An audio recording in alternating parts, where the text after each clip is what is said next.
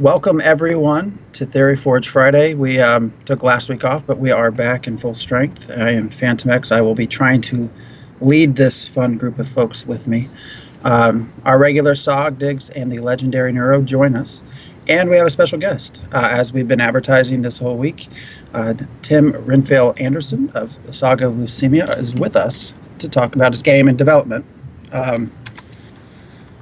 Hello, and thank you for joining us. No worries. Thanks for the invite, guys. I'm just glad we finally found the time to do it. Yeah, we've been trying, It's been a few since May? May or I don't remember. It's been a while. February. April? I think the first invite was like February, but then we were busy in Spain, so I had to push it off. But that just means more to talk about, because slowly over the last few months, been releasing a lot of information about what you guys are doing and a lot of interesting, really kind of cool shit that no one else is going to try at this point. So, and I believe, do we have a title? I can't see my screen. Anyways. It's the power of niche. Yeah, the power of niche. That's what we went with. Yeah, my internet is so terrible I cannot actually run Twitch at the same time as talking to you on Skype. But anyways, no. yeah. I'm scared. I'm scared to do the same. So Why don't we ask our lead-in question that we haven't probably asked in a while, but it might fit? That is your favorite question, Diggs. I will give you the. You gotta ask it, Diggs. It's gotta be you. What is an MMORPG? to me or to the community? To you. Massively multiplayer. Multiplayer. I'm going to repeat this word many, many times throughout the course of this conversation. Multiplayer online role-playing game, which to us signifies a game that revolves around community and people playing together, working together in an online space. Not playing a single-player version of a game and occasionally interacting with other people, but constantly focusing on an online multiplayer component for us. And expand that a little bit more to how that applies to Saga of Leucemia. Sure. We're kind of focused on 3 pillars. Everybody likes to talk about pillars of gameplay. We're focused on immersion, community, and challenge. And those 3 all have their kind of individual components within those. But for us, I think one of the biggest factors that brought us together in the early days, and that's what we focused on since day one, is the concept of when you're playing Dungeons & Dragons, for example, it's very rare to just be you and one other person having, an actual campaign. It's instead the Dungeon Master and 4, 5, 6, 7, 8 other people around the table embarking upon a grand adventure. I think one of the very first blog posts I did at the web was the meaning of group-based gameplay, and I talked about, Captain Malcolm and the Serenity crew, the Fellowship of the Ring. Zeus did not take on the the Titans by himself. He went up against them with the other Olympian gods. Jason had his Argonauts, so on and so forth. Dragonlance. The greatest dragon. That's the example I used in my own podcast last week. Was the Heroes of the Lance. These are stories that are epic because they were group-based adventures. If it's just one guy going out and doing something, nobody gives a shit. People want to hear about and they want to be a part of these epic storylines where it's multiple people coming together, because it's really where the true enjoyment comes from, being a part of other people who are enjoying that same experience with you. So that's kind of what we started off with, was we wanted to make sure that we were going to design a game that focused on the group component and not the single-player component, because nothing really worthwhile or noteworthy ever happens from a single-player setting. It's always the group adventures that have the most epic tales, and those are the ones that get put down in history. So another thing about your game that you're working on that's interesting, kind of taking this further, is that this idea of that, like, the hero's journey, but not just for one hero, it's the team of heroes' journey, is really the focus of the experience. That what you're making is a 100% PvE game, right, that is built to enable people to have group-based heroes' journeys. Am I Correct. understanding? Yeah. It's 100% PvE, which means player versus environment, and we're focused heavily on the community.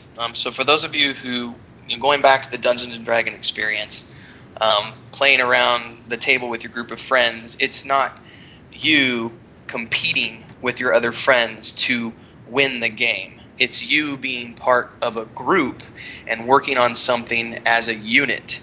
So for us, that's the focus of the game. And going back to early EverQuest 1, we really wanted to focus on, for those of you who played during launch of that game, where reputation mattered.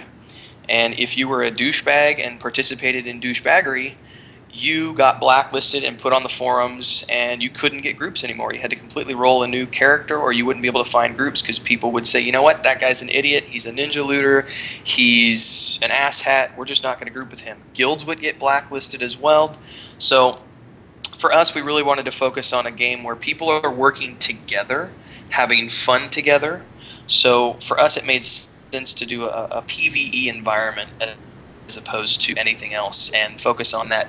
We're all in here to enjoy the game together and participate in this epic world, and not be here to, win the game against someone else. Now, there's a couple of things there that I wanted to touch on. First of all, sure, you said epic world, and you've been saying heroic. Something that we've harped on a little bit here and there across the episodes is killing 10 rats. That's not heroic unless those 10 rats individually have wanted posters for them. So, that's one of the things that we're wondering, or at least I'm wondering about, is in all these epic tasks, and it's going to roll into the other half of what I'm going to say here, in all these tasks, is there stuff that's not, that heroic and, just bland, basic sort of stuff that you'll be involved with? And the second half of what I was going to say here, and let me just say it, is the idea of, backstory and everything.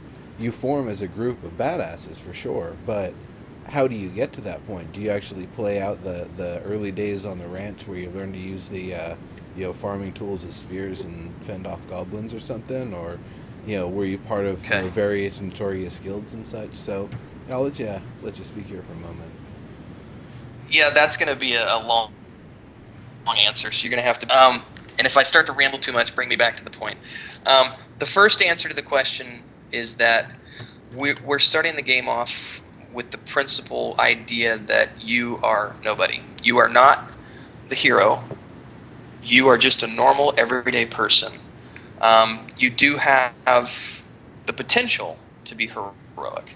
You're not just some random, say, blacksmith, although you could go on to become one through the course of crafting in the game if you want to do that. But when you start off, it's a blank slate. Since we're not doing a class-based game, skill-based game, I think we've got around 500 skills right now that you'll be able to choose from, and it's a really complex system that we're doing where we've got stats and skills and masteries, but you'll be able to kind of create your own build within the archetypes and define what you want to do, and from there you're going to go out and adventure and build your own path. And because you can't do that on your own, you're going to have to be working along with other players.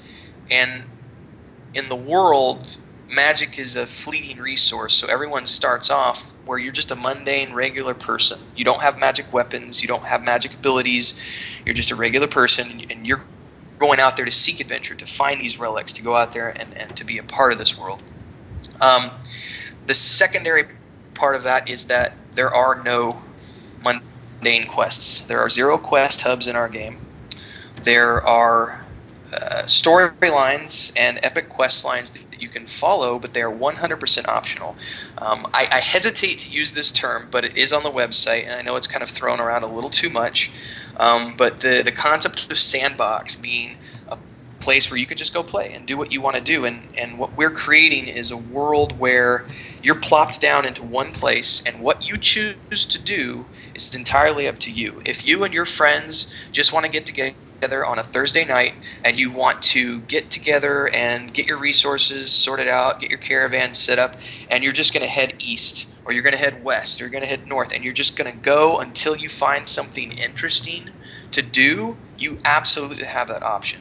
Do you want to sit around and craft and just be a crafter? Do you want to be a merchant?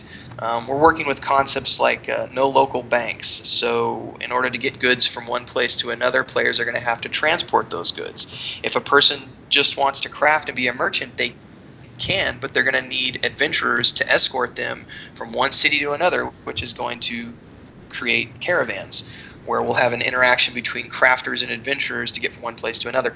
But because there are no quest hubs, and there are no glowing maps, there's no mini-maps, there's no icons over NPCs' heads, there's no glowing trails leading you from point A to point B, there's no little dot on your map showing you where to go. The only map you get is the world map that Joseph drew up for us last year that's on the website. That's it. So when you're dropped into the game, you have the option of, here's this primary storyline that is the epic storyline that you can choose to follow, which will take you through small group content for like 2 to 4 players, up to full group content of 6 to 8 players, all the way up to raid content. And we're looking to have that be a storyline that, if you progress all the way through it, will take 18 to 24 months to get through. But that's just that storyline. Apart from that are all these open world zones and dungeons where, if you just want to go, kill wolves and bears with your 2 or 3 buddies on a Tuesday night and get hides that you're going to turn around and make armor with that you're going to sell to somebody, do that. You want to go find a dungeon and delve the depths of that dungeon over the next 6 weeks, do it. It's whatever you want to do. So the concept of quests where you go out and gather 10 rat fangs or bear hides or something, that will not exist.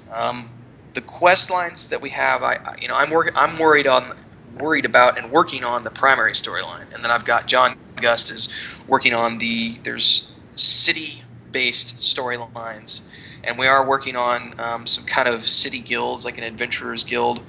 Well, you'll be able to find things, and there will be things that you stumble across in the open world, like if you find a dungeon or you find a ruins and you have the relevant skills to uncover the entryway, you can then delve into that dungeon, and you might find a dungeon-related quest line that, again, is optional should you choose to follow it, and at the end of that quest line will be rewards. And again, because we're not doing experience points, we're not doing a level-based game, it's a skill-based game, we're focused on people being able to group up with each other no matter how long they've been playing. Now, of course, someone who's been playing for a year is going to have their skills at a certain level compared to somebody who's down here and just started playing. But the theory is that you can always group up and go do stuff, and it's not reliant upon what quest you're on. It's based upon what you want to do with your friends. And we are doing some other unique things we haven't really talked about a lot yet because we're still in the early stages, but we're working on kind of a social system similar to what Star Wars: The Old Republic saw, in the sense that when you were in a group and you were doing things with that group, you would earn those, so I think they were called social points, and then you could use those social points to go off and buy special gear and stuff. We're looking at doing something like that so that there's further incentive for players to want to go out and group up with people above and beyond just the community aspect of it. But quest lines as they exist in the game, should you choose to pursue them, we've talked since day one, and this is something that's turned off a lot of people, is quest lines that take weeks to months to complete, dungeons that take 2 to 3 months to get through. And for a lot of people, they're like, well, that's just unheard of. I need my 15-minute hard mode, and I've said in the past, I've taken shits that last longer than 15 minutes. So don't tell me 15 minutes is hard.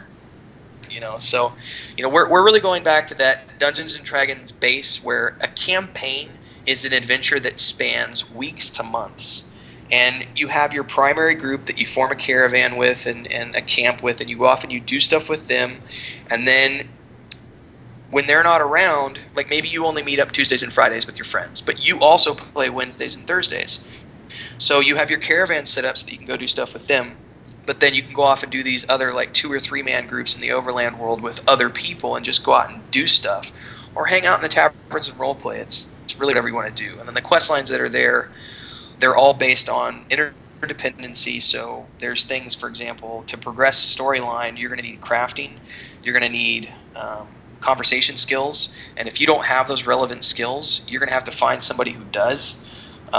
We're working on the dungeons have multiple tiers, so there will be sections that are completely locked off if you don't have a mechanical thief who can get you into that section of the zone, and then there's other sections of the zone that are completely locked off if you don't have a scholar with the relevant rune keeping and hieroglyphics, or an archaeologist who can get you past the trapdoors and everything else. So if you go into a dungeon with just a pure adventure build of archetypes, you're going to miss out on potentially like 60% of a dungeon, and there will be progression related content where you just won't be able to do it unless you have people in the group who have those relevant skills. So it's not just you. I'm gonna jump in. You and I'm jumping in. I'm jumping in. Sure. Because you're amazing at ranting, but I'm jumping in because I have 2 questions. I was going to do that. So I know. I was going to do that. Yeah, real quick. The crafting is kind of reminding me. You said that there won't be quests of gather 10 pelts, but there could be crafters who want 10 pelts or need 10 pelts. Correct. I would imagine. Correct. And my other question, before you go off on your other rant, is I'd like to hear how massively plays into your concept of group content. Go. Okay, repeat the last part because I'm not quite sure what you wanted to know. So they're not related. Massively. So one is just wondering about the 10 pelts thing. The other is how massively and massively multiplayer online game. Okay. Where does the massively? Because I've heard the small group, but I haven't heard the massively, and I'm just wondering how that factors in your philosophy. With crafters needing things, and with the fact that we're doing local markets and not global markets, so there's no global bank and there's no global auction house. I'd say you need this special ore that is only found in the Kurthoga Mountains, far to the southwest, and you're in Finland's Mirror. You have 2 options, really. You find someone who's already been there and brought it back, or you go there and find someone who's harvested it, or you yourself have a harvesting still and you go there and get it. So the players will create the demand for these items, and because crafting is going to play a huge thing, especially when we get into caravans and camps, because these will require resources. And one of the things we've said since day one, and then I'll get into the massively side, is, for example, we're doing a more realistic MMORPG in the sense that you will have weight restrictions, and I'm sorry, a halberd will not fit in a fucking backpack. It's a halberd. What do you mean? So you're going to need a wagon. You're going to need a wagon to carry these big items. So you'll have your backpack, and you can store things in there, but you will need pack mules and wagons to take on your caravan. And caravans will be group-based, and there's also going to be guild caravans. So when you're talking about a guild caravan, we're looking at potentially a group of, say, six groups of players together. So if we're looking at 8-man groups, that's a significant chunk of people, and you've got, say, half a dozen wagons, and you're heading north, and you've got your pack mules and your horses and your wagons and everything else. These can be attacked by bandits and other overland creatures, and they will need to be defended. Mounts can die. Wagons can be destroyed. When you set up camps, they will need to be defended. And these all tie into the resources that harvesters and crafters need to bring to the table in order to maintain when you're out on these campaigns, because you're not going to have a city recall button, so you can't just go, hey, I need to jump back to the city and repair my armor. I'm going to drop back. Next, so I'm interrupting next. Okay, I want to talk about the massive quick. Obviously, we have to do testing. Now, the nice thing we're doing at this point, and this could change. Somebody asked us this question a few months ago. Because we're building a niche game, we know that we're not going to have hundreds of thousands of subscribers. We've talked since the beginning that we're shooting for a target audience of around 5,000 players. For us, that would allow us to be profitable. Some of the team members could go full-time. Others would still need to be working part-time. But that would allow us to be, in that ballpark. We'd like to have, and because we're using crowd servers, we think that we can support up to 5,000 players on a server. Now, this is theoretical at this point. I'm looking at what just happened with the Ragefire fiasco when Daybreak was launching their server. They underestimated how many people were going to show up, and the servers couldn't handle it. Now, I've heard numbers thrown around that there's something like 4,000 concurrent players that play on a single night. If we had that many people, that'd be great, but we're only planning on launching with 2 servers. We're planning on a North American server and a European server. So if we have a roughly even split of, say, 2,500 people per server of concurrent users. Well, I should say total subscribers. So concurrent users might be 1,000 to 1,500 every night. It could be more, but those are the numbers we're kind of shooting for. So if that maybe kind of answers your questions about, I guess my follow-up would be, so massively for you is more in the sense of persistent world, and is it not necessarily in the sense of raids? It seems to be more focused on kind of smaller groups than raids. I'm just wondering, because some people are like, there has to be like hundreds of people playing together, and that doesn't seem to be what I'm hearing from you. Yes, it is. We're doing open world. There's no instances. So everything is open world. We've not set a cap on raid size yet. We've talked internally, and we've mentioned some numbers about doing between 4 and 6 groups is the numbers we've thrown around internally of capping raid size, kind of like they did in like EverQuest 2 and World of Warcraft. But did anybody here? I know some of you did. If anybody here played Vanguard, so you know in Vanguard how there's somebody in chat who did. Yeah, we got one guy in chat who drools about Vanguard still. I loved Vanguard. I spent 18 months in the beta, and there's a long history there. But one of the things I really liked that they did, and I actually talked about this in a blog post recently, was because we're doing an open world game, there's no instancing. So there could be hundreds of players in a dungeon. That's going to happen. What we may do, if needed, is do the overflow instancing like we see in EverQuest 1 and 2, where if there's too many people in a zone, we spawn a separate instance of it so that there's actually people can go and find mobs to do. But what we have said since day one is that while there will be open world boss mobs that are free for all that anybody can go after and compete on, when it comes to progression mobs that are for storyline and quest purposes, those will be locked to the people on the quest, just like in Vanguard. So you're going to go there, you're going to do something that either triggers or spawns the event.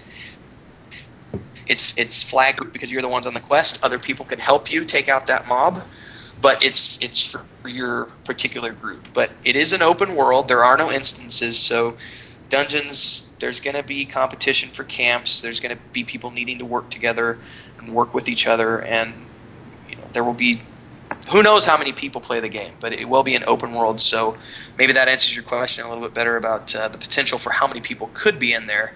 If we're only looking at 5,000 players spread out across 2 servers, there might only be 1,000 people online per night, kind of like with Project 1999. But if we get up into Darkfall numbers and we start seeing 15, 25,000 people, which would be an absolute dream goal for us, we could very well see 5,000, 6,000 concurrent. Maybe need to spawn a 3rd server. Who knows? So. But the plan is that it's an open world zone, open world game. So with the open world stuff and with and understanding, and any player going into the game understands that, we've got this open world, but the game is really built around epic group storylines, right? But how are people going to meet each other in the game? Like, one of the things that was cool about EverQuest and a lot of even World of Warcraft, I met people that became the people that I did the epic heroic stuff with by being a part of the game. I didn't arrive with real life friends because I struggle having real life friends. Think what you want about that, but I met the people playing the game. So what I want to know is, if I log into the game and I want to play alone, and I know that if I want to get involved in the ropes, I have to meet people. I know this going into it. I'm not going to feel like I'm completely left out. But what is there for me to do? Am I really just like the trapper that's going to get hides and hopefully get involved in a local economy and meet people that way? Is that the entry? What's the entry point for a new player that doesn't know anybody playing the game, and how does that work? Because it seems to me like you need quite a few what we call sandbox type elements in the world to enable that kind of like emergent gameplay and economy to build that. The first answer maybe to your question is, how many people here can tell me where is the first place that adventures start in any good fantasy novel or role-playing game? Tavern. Oh yeah, tavern. We do not have an instant group finder for dungeons. Instead, what we have is a looking for group bulletin board system that is being placed in the taverns. We want to inspire people to go to these taverns, and that's where you're going to find other players to role play with, hang out with, brag about your past exploits, show off your latest piece of relic gear that you've earned, and also put your name up on the board that you're looking for a group and that you're looking for more players for your group, or you're looking for your guild. And then also Tim Schoonover and the coding team at some point when we get further on down the road, and obviously we got a couple of years until we get to that point, but what we've talked about since day one is we're also going to be looking at developing an offline app for smartphones and tablets that will relate to the looking for group bulletin board, so that if you've got a 40-minute commute on your way home from work, you can pop up on the app and start looking for group. You know, you can put your name up on the board or get with your friends and say, hey, you know, I'm going to be home in 45 minutes. Let's start looking for 2 more people so that we can go do something. The tavern is going to be the first place that you go look. The second place is going to be forums. When we go back to community, and this is going to offend some people because they say that, well, I don't want to have to be on the forums. I only want to play the game. Cool, that's your prerogative. But community to us is more than just the in-game part of it. It's also the forums. So being a part of the forums as well as the in-game community, that's all of it. Getting to know your fellow gamers in both perspectives. I agree. I agree wise, with this completely. Just to kind of rephrase my question, let's say I'm just in the game world, without going to the tavern to post a message or whatever. What am I doing when I'm? Yeah. Okay. I want a little bit more of an example of what my life. Yeah, you mentioned that, like, let's say only on Tuesdays and Fridays you meet up with your team, and your character, you don't have like super fast travel where you're going where you can be wherever you want whenever. So you are on Tuesday going into this dungeon that could take you a month to complete, and then you're logging out when the team's not there, and you find a safe place. So I'm assuming there are little alcoves where people could log out or whatever without logging into the middle of a battle alone. But, well, I like to play on Wednesday and I like to play on Thursday. Sure. Well, I'm just trying to understand the life of one player. I think that I'm really excited about the group aspects and what's going on and the goal for the group epic journey and making that great, and it sounds good, but what do I do? What about me? What if I care about me? Sure. So first and foremost, when it comes to the group, this is one of the only ways that we're going to get around the fast travel. Is since we don't have city recalls, what we are doing is when you're part of a group, you're going to be allowed to set up camps as part of your caravan, and that camp will give you a waypoint, and the group leader will move that waypoint as the group progresses. So if you miss a couple of nights maybe, but your group still plays without you, there will be limitations on this if they move too far away or you miss too many nights, because we don't want people just suddenly skipping half the world, you know, and using that as a loophole to avoid travel. You know, oh, here, I'm going to take this guy who's got, you know, run speed and a mount and everything else, and we're going to send him off ahead because he can run across the world in 2 hours, and then we're all going to log in and poof, we're going to pop to his zone.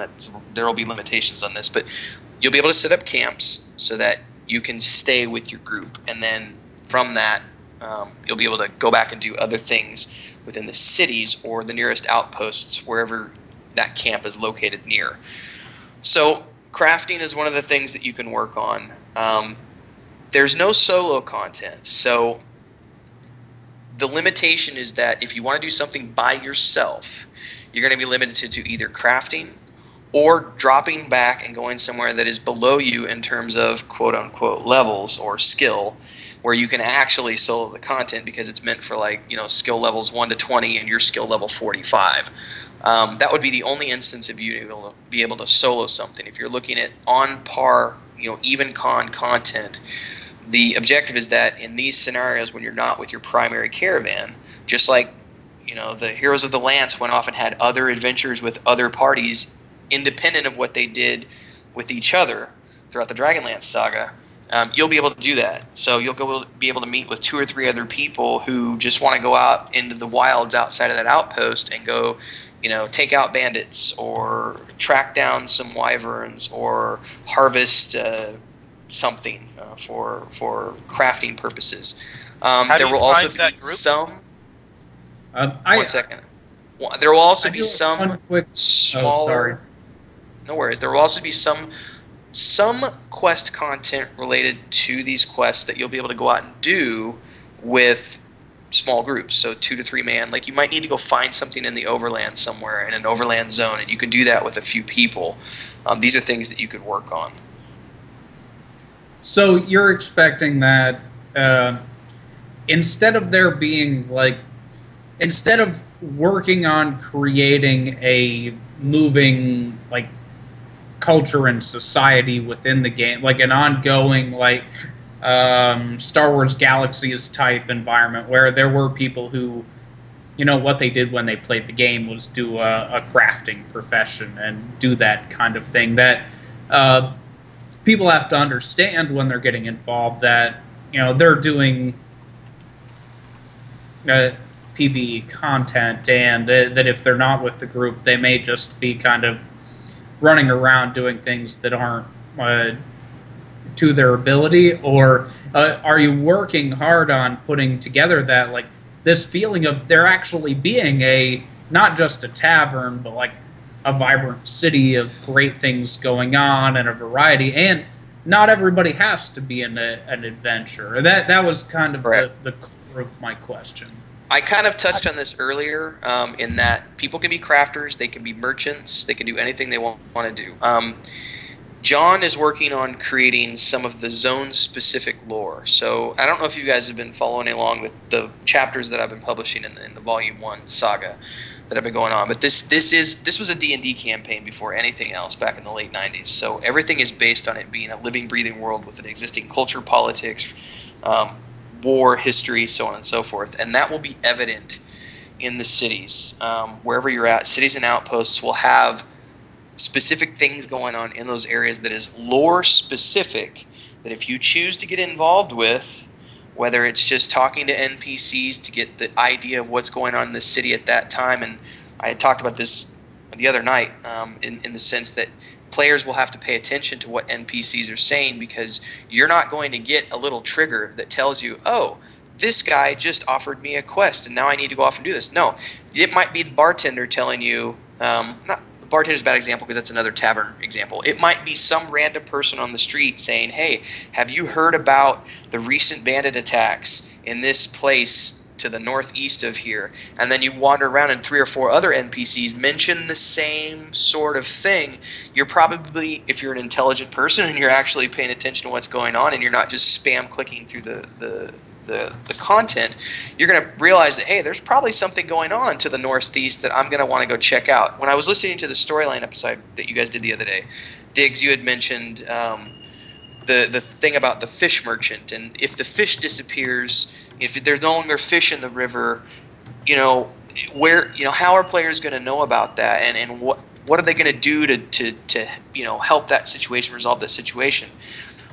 In this situation, if you're hearing somebody talking about a lack of fish, that is probably going to be a reason to go investigate what he's talking about. Or if 5 or 6 people are talking about, hey, there's something going on over here to the east, you're probably going to want to jot that down. And one of the things we're talking about internally is putting a quest journal, a part of the quest journal inside the UI where you can actually take your own notes to kind of update yourself, or if you want to keep your own binder outside of the game, so that you can, if you're doing that when your friends are not with you, you'll be able to, hey guys, you know what, when we finish this up, I found like these 5 or 6 NPCs over here. We should maybe go check this out. It's on our way, or it's near where we were, etc. There will absolutely be a vibrant, living city and outpost, because there's 6 cities, and then we haven't even totaled the number of outposts that we're going to create throughout the world, and they're all going to have their own unique lore and things going on in the local areas that John is working on creating the bulk of that stuff within the lore of the world that I've created.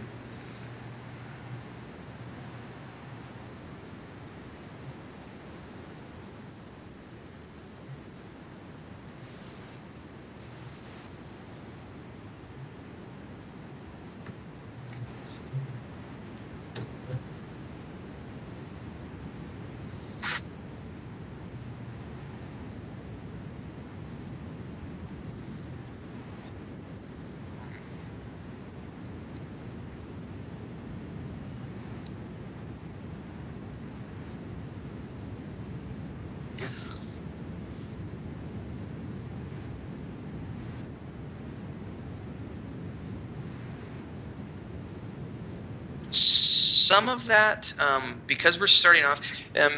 Did anybody guys. here watch Babylon 5? Go ahead. Neuro, nobody in chat heard you. I don't know why. Weird. FYI. Let me try that. I heard you. Well, But he can still let answer. me summarize It's in just chat about real quick. character Creation. Yeah, Yeah. exactly. So go ahead and answer. Did anybody here watch Babylon 5? Okay, one person. Diggs. I've seen it through 3 times. The rest of you can piss off. One of the things I really liked about what J. Michael Straczynski did with that show was it was a set storyline from point A to point B. It had a beginning and an end. And I've not said a whole lot about the potential could happen after volumes 1 through 4, but this is what I know. Volumes 1 through 4. It has a set storyline, and we're working with a very set series of events that are happening. So when Volume 1, for people who are lore junkies, Volume 1 is all about the humans. So we're starting up with the world, 500 years after magic has basically disappeared, and it's all about the humans dealing with the fact that magic is a fleeting resource, and they're having to do everything. They've basically forgotten about magic. And things are happening which are going to cause them to need to get back into the magic side of things. And through the course of the volumes, we will unlock additional races that players will be able to play. In the beginning, in Volume 1, you'll be starting off as humans only. But there's half a dozen kingdoms throughout Leucemia, and each one of those kingdoms has its own unique style. We've got Horse Lords of the Plains, we've got the Swamp People of Pelagio and Spirath, there's multiple different kingdoms, so each one of those kingdoms, that's a little bit of the flavor that you can expect to see. We don't have any plans for alignment at this point in time, so that would be just up to a player role-playing that character however they want to role-play. And I am going to add this note because all of our servers are role-play preferred, and we will be enforcing a naming policy and a play nice policy because we want to foster an environment. XXX. Yeah, we're going to have to talk there won't about be that. So I'm going to be forced to come up with some sort of fantasy. I need help with this, guys. Everyone, at some point later, we need to come up with a story as to why my name is fantasy related. Well, that's easy. I mean, mine's I'm just a poison inventor. That's why legendary neurotoxin. There you go. So to answer that question, kind of real name creation. Sorry, continue. No alignment at character creation, but there will be some basic starting kingdoms that you can choose from. Although everyone does start in the same area to start with. Nice, very cool. So, and am I allowed to answer questions from chat, or are we holding all of those till the end? We're going to be holding those towards the end, I think. Just because it showed up in chat, so I wanted to make sure. There was something you mentioned that I was curious about. Sorry, real quick. Okay, go ahead. Skill-wise, I don't know how many skills you guys have fleshed out. You mentioned, I think back to the vein of sort of EverQuest, where everything was had to really be group related. Do you think there will ever be people that find ways to like kite or somehow circumvent and actually solo that way? Because that sort of was a non-intended consequence, right? That was not purposely set. I kind of skirted the issue. I did a blog post a few weeks back where I was talking about, one of the things that's really prevalent on the Rage server right now is boxing, and that's kind of I've boxed. I boxed in EQ1 back in the day, and I did box in EQ2 for a while, but it was always only ever when I was waiting for my friends to get on, or it was 2 o'clock in the morning and I couldn't sleep and there's nobody on to group with and I couldn't find a group and I didn't want to sit around for an hour and a half. I would log in a box account and do something, but the moment a real person came along, it was always drop the box, I'm going to go do something with this person. Didn't matter if it was a stranger or a guildie or whatever. the blog post We where I don't talked think you're a about bad person for boxing. You don't need to. No. You don't need the caveats here. the caveat is that when it becomes anti-community is when a player can take like 6 characters and go out and do the content and never need to group with anybody else. And we're hoping this is the key here. We're hoping that the way we're designing our game makes it challenging enough that it won't be a button mashing game where you can actually box a character. Now, that being said, I'm sure players will find ways. There will be skilled players who will find ways to do, and I'm sure there's going to be skilled players that will potentially find ways to use the abilities in ways that we can't foresee because we are not perfect, and we're just guys who have our own vision. We're trying to do what we can. Now, with that being said, I wouldn't know at this point what we would have to do if that were to occur, but I would imagine we would have to take steps to balance that or to fix that issue, depending on how it impacts and if it impacts gameplay. But we can't rule it out. We have to be aware that players will, because the path of least resistance is always the one that's most favorable. So people who raid full-time are always going to find exploits, and they will use the exploits if they can to beat the raid encounters. Players who can find loopholes to kite mobs, they're going to do it. So we'll cross that bridge when we come to it, but we're looking at that could be a possibility. Nice. Probably will be a possibility. So here's something, another one of those things I want to touch on. There's a couple of little group-related things before we kind of move completely away from that. I don't know if we are or not. Group crafting is something that I've actually written into one of my big documents. I'll have to send those along to you at some point. Basically, it's the idea that whether it's somebody else who's online who has better skill or different skill or some other way that they can help in, or maybe they're trying to increase their skill and you're trying to mentor them, whether they're online and there or even offline in the camp and you've got the right crafting tools in the camp, is it possible to have people join in? And then the other follow-up on that, if you're building a structure, for example, is that something that's going to require multiple hands? Like hanging a door is my favorite example. Hanging a door by yourself is abysmally difficult, and you're probably not going to do it right. So it seems like the sort of thing you'd need at least 2 players for. Correct. I'm going to go back to Vanguard again on this because Vanguard had group harvesting and group crafting. Not group crafting. I know they had group harvesting. I don't think it had group, but you needed multiple components from multiple different crafters to build your houses. Here's the thing: we're still about a year away from actually getting into the development of our crafting system. But one thing I can say is that we are looking at group harvesting for sure, and group crafting. Talking about it in this scenario would be something that I think would be epic, and I'd love to see us maybe try to approach that. Given the fact that we're doing everything else group-based, it would just make sense for certain projects to be group-based. But again, I think the rough timeline is maybe July of next year is when we're going to be hopefully wrapping up the production of the adventuring side of things, and we'll start on crafting and harvesting. So fingers crossed. But I do know we're definitely wanting to see some sort of group harvesting because I loved that feature in Vanguard. Well, that was actually one of the things we did for our guild we didn't just have raid nights. Raid nights, we didn't call them raid nights. We just called them guild event nights. So one night we might go off and the whole guild is doing this raid encounter. And we carried this over into EQ2 as well. But other nights in Vanguard and specifics, we had group harvesting nights where you still earned DKP just like you were killing raid mobs. But instead we were out doing group harvesting, getting all the components together so that our guild could build the boats and the armor and everything else that we needed to remain in the top 3 worldwide on our server. So it was, the concept of group crafting is something I'm interested in hearing more about. Group harvesting, we definitely want to see. So Nice. Yeah. that's about as detailed as I can give you because we're still a ways out from that. I'm going to send you a zip file full of documents after the show here. All right. Then Man, you're going to suck up my weekend, aren't you? Oh, no. This is going to be an entire week. Don't open them if They're you're super not. technical. You'll absolutely love them. I'm sure you will. You and the rest of the team. What was the name of your EQ guild? Just while we have a second. In EQ2, I was in we started off on Antonia Bale in EQ2, and I did Bloodguard area, and then we did, and you're gonna make me now. from there we did I don't remember now the name of our alliance that we did. I remember I got my first writing gig professionally because I did a series of live role-playing events with our guild alliance called the Rod of Power. And we ended up having several hundred players show up for these events on the Antonio Bale server, and ended up getting a job when GamerGod.com was still around. And then that led into when we migrated over to Vanguard, and I ran Haven and Stormhaven. And by the way, we do have a name for our studio now. We are Stormhaven Studios. We're officially in Austin, Texas.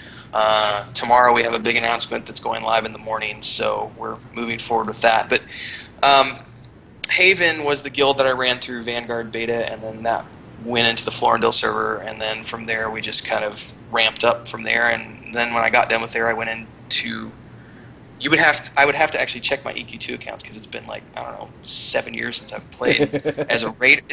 I was still raiding when I was living in Bulgaria, which was 2008 to middle of 2010. And I think I quit raiding around 2009, 2010. So it's been a long time since I've actually been a part of that. So, I can get you that information, but I might have to go actually back and check my accounts because if I remember. It was just a change of pace question out of nowhere. I know.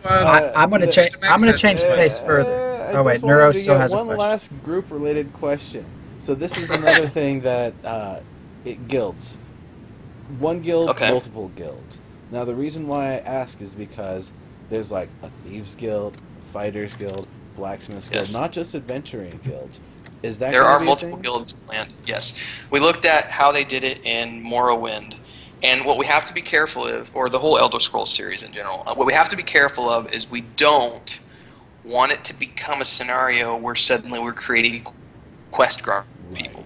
So when we create these guilds, we have to make sure that whatever we do related to these guilds, the storylines are epic in nature, still group, and things that matter. Storylines that matter. And for those of you who are following along the volumes, the Blackbirds, is anybody here a Raymond Feist fan? Rift Force Saga? I've read at least a dozen of his books. His Thieves Guild was a huge influence on me in creating the Blackbirds, which are the thieves. They're not a thieves guild so much as they are an information network that are spread across the world, and they play a huge influence on the primary storyline of the game, but they're also going to be the Thieves Guild itself. So there's definitely going to be some stuff going on with them, because I have a passion myself, speaking for myself. The guild has always been my place. I know back in the day I used to help moderate this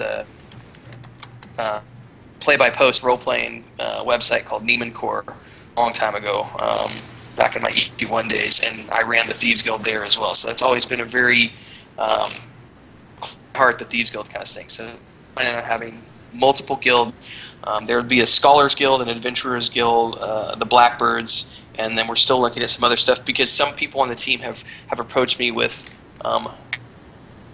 concepts outside of the lore that I've already created for the game. So I have to look at these things and think about whether or not I can incorporate them into what we're doing. So. All right, my question. Are you done, Neuro? Can I move? All right. It's like my turn, damn it, my turn. My turn. I only have one question because this is what threw me a little bit, and I'm okay with it. We actually, first thing, EverQuest. Did you play first person, third person? Here's the thing. You can see where this is going. You're gonna. Yes, I know, and because I made the blog post, if you read the post that I wrote about it, and I'll let you finish your question before I answer this in fully detail. I started off playing first person because that was the only way to play was through first person, and then eventually over time I became more of a third person player. So for folks who don't know, I'll let you answer the follow up. Yeah, folks who don't know, and I was more curious where this came from. I'm not opposed to it. Actually, Neuro and I were playing. The name just left me. What were we playing? First person, anyways. Savage It was actually Lands? not. Correct. Yes, not a bad experience. But I've always played MMO RPGs in third person, and for folks who are not aware, the plan, as far as I'm aware at this point, is primarily first person, with third person actually being a skill that has to be learned and improved as you grow as a character. I'm just curious, kind of the why and where, and it's an interesting take. Sure. Actually, This came up in a conversation earlier this year where, and my knee-jerk reaction, my gut reaction was, fuck no, I hate first person, because I'm so accustomed to, you know, being able to pan out and see around the corner, kite my mobs, and be able to see what's behind me even as I'm running backwards. And when the team brought it to me, and the way the team pitched it to me was, it's more immersive to do it from a first-person perspective. And when they pitched it to me in that way and went through the reasons why behind it, and I began to see how it really was more immersion-based. And since immersion is one of our core principles, one of our core pillars, over time the idea grew on me, and I saw the potential in it. So there's several reasons why we decided to do it, but they all come to immersion and challenge. Immersion in the sense that you are the character. You are a part of the world. You're not just playing a video game. You're actually immersed in whatever it is that's going on. And I don't know if you guys are FPS junkies, if you like playing shooter games or anything like that, but one of the things that I still remember to this day, and I'm not a big fan, because I literally have freaking, like, I'm just butt puckered the whole time I'm playing, like Doom or Dead Space or any of these games, because of the sound effects. So if I'm sitting with my headset on, or I've got 5.1 or 7.1 surround sound, the sound effects are driving that experience. For holy crap, what did I just, was that something over to my right, or did I just hear something off to the left? The sound effects add this whole other dimension to the game, and when you're in third person, it's just not the same. I know you're exactly in that what you're talking third-person about. environment. Yeah, you're in it, and you're like, you know. And we're also looking at tying, and this is very important. We're looking at tying the perception stat in the game. Perception is a stat which is governing skills. One of those skills is your third-person ability, but it's also going to be governing skills such as your ability to detect things going on around you, detecting secret walls, and so on and so forth. And one of the things we've talked about is tying sound effects to your perception ability. So maybe you have someone in the group who can hear the spiders scurrying off in the tunnel back to the right that no one can see because it's back around the corner, but those spiders heard you, and now they're coming for you. But because no one else in the group heard it, just that one guy who had his headphones on and was paying attention and had the perception skill can be like, God, did anybody else hear that? I think, and maybe it was him hearing things, or maybe it's real. You never know. Everybody's got to be on their toes. So it creates that tension. And also tied into that, for those of you who didn't catch the stream Wednesday night, from here on forward, David Bradford is going to be live streaming music composition for our game. He's a very talented working musician who we're very blessed to have, and he's already created, I think, around 8 hours of soundtrack for us.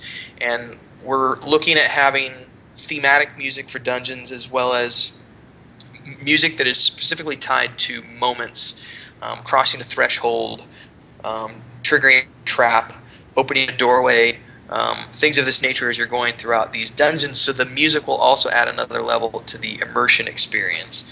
And then with third person, what we decided to do is that everyone has the ability from day one. You can go into third person view, but it's a limited moment where you can pan out. Kind of, we're calling it kind of like an astral projection sort of ability, where you can, you know, project your mind outside of your body and see what's around you, but it's limited. It's just for a few moments. Now, if you are a person who has a primary stat in perception or intelligence, these are the two stats that are going to govern the this out-of-body experience. One is going to be related to intelligence casters or scholars, and the other one is going to be related to monks who have a high perception and discipline, who can project themselves outside of their mind. So, you know, wizards or scholars will have, you know, like, remember the wizard's eye in EverQuest 1? You know, that's not what it would be, but similar to that situation.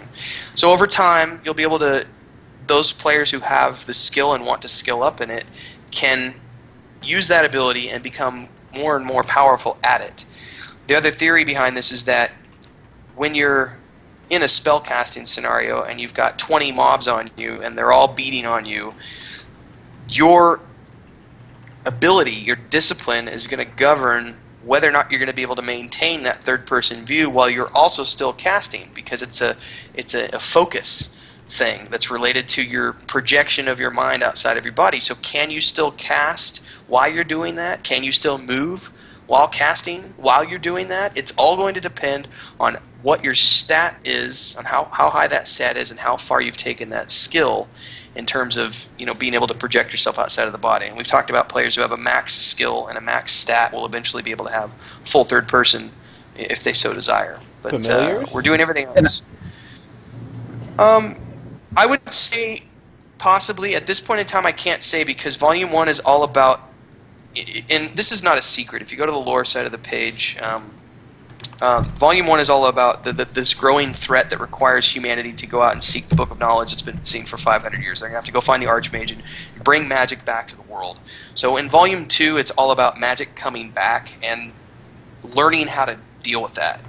In Volume 1, not so much, so I'm going to say no to familiars, and at least because of the fact that we don't have any magic in the world. There's just relics that are left behind. Cool. Before we move on from this, I have to say that having that ability, if anyone's watched some of the videos, as you're trying to walk along and you're in a marsh area, there are these reeds that you literally cannot see. Because I asked, can I jump on someone else's shoulders and look? Is there player collision so I can just jump on Dig's head and look over? But anyway. I got to ask, because here's the problem. The reason I did that video the other night was because I literally logged in. I hadn't been in the zone since like March or February, whenever I built it. So I logged in and I went running off, and I just decided to go off in the reeds just to see what it would be like. And I literally did a few revolutions just for shits and grins, and then I was like, I have no clue where I'm at. And I spent more time than I'm willing to really talk about trying to get out of it, and I couldn't, and I got so frustrated that I camped out so that I would respawn back at the spawn point for the zone. Now, obviously, you can't do that in the live game, but to me, that was when I had to jump on Twitch and Twitch that getting lost segment, because it was like, you know, you can get lost. If you don't have a sense heading skill or a compass or some way of being able to determine where you're at, you're going to be seriously lost. I mean, I was lost enough that I got frustrated and I was like, screw this, and rage quit, because it was just one of those moments where we're creating the zones to be that because there's no mini in the game. You have to be paying attention to landmarks and immersing yourself in that environment if you want to figure out how to get from point A to point B. So you saw my little joking around about swinging the plumber's knife and first person. In a modern environment, I know, and I want to bring up something completely different a little bit with the Saga of Lucimia, that the environment screenshots for pre-alpha are beautiful. They're fantastic, high detail. I'm assuming they're screenshots. I don't know if I'm wrong on that, but it looks like it's a great environment. One of the problems with first-person view is that you're not really making it feel like you're the character. It's like you're a character like this instead of... and I know that already, based on the view, the way the game looks, that the expectation is that you're running a modern rig, that, you know, if you want to really get the most out of this game, you've got to be, you know, have a reasonably technically capable machine. Have you considered at least allowing peripheral view? So if you were to do like a three monitor kind of view, I hate the feeling in first person that I can see a fifth of what I can see out of my own eyes normally. Like, I shouldn't just be able to see my right hand. Like, without moving my body, I can see every limb of my body. And maybe if I had a fat character, I couldn't see my knees. I don't know.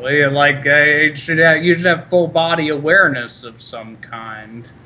There was an interesting video that I watched recently, and I can't remember on what game it was talking about, but they were talking about how like in most games, it's like you see your hands in the screen, and it's a reality you would never see your hand because your eyesight is so far above where your hands are actually located.